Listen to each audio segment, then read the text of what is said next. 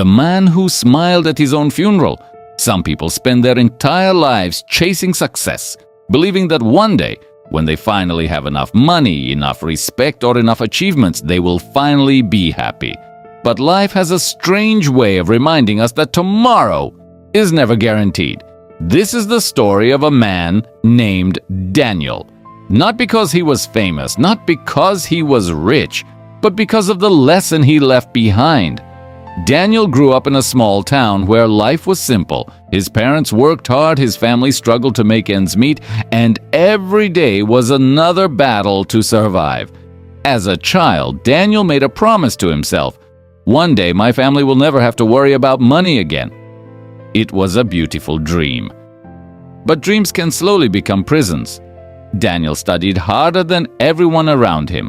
While others celebrated birthdays, he stayed at work. While friends went on vacations, he stayed in the office. While his children waited for him at home, he told them the same sentence over and over again. "I'm doing this for our future." Years passed. His small business became a large company. His old motorcycle became a luxury car. His tiny apartment became a beautiful house. Everything he had once dreamed about had finally become reality. Except one thing. He no longer knew the people he had worked so hard to provide for. His daughter stopped asking him to attend her school events because she already knew the answer. His son learned to fix his own bicycle because his father was always busy. His wife smiled every evening, but behind that smile lived a loneliness Daniel never noticed. He believed he was building a better life, without realizing it. He was missing the life he already had. One evening, after another 16-hour workday, Daniel returned home. The house was unusually quiet. On the dining table sat a birthday cake. The candles had already melted. Beside it was a handwritten card. It read, "We waited until midnight. Happy birthday, Dad. Maybe next year." Daniel stood there in silence. For the first time in years, he cried. Not because he had lost money, not because his business had failed, but because he suddenly understood something painful. You can always earn more money. You can never earn back lost time. That night, Daniel made a decision. The next morning, he canceled meetings. He took his children to school. He had breakfast with his wife.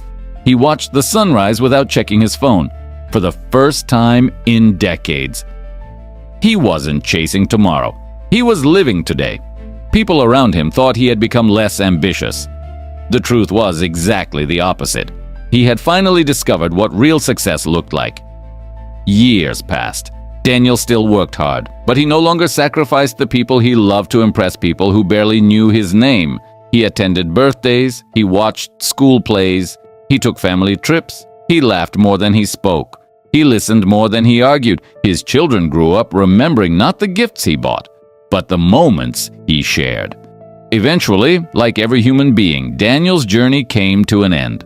Hundreds of people gathered for his funeral. Business partners stood beside neighbors, old friends stood beside strangers. One after another, people shared stories. Not about his wealth, not about his expensive house, not about his company. They remembered how he made them feel, how he encouraged people when they wanted to quit, how he quietly paid hospital bills for families who couldn't afford them, how he stayed late to help a struggling employee, how he treated everyone with dignity, regardless of their position.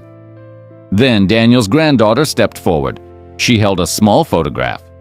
It showed Daniel sitting in a park, smiling as pigeons gathered around him.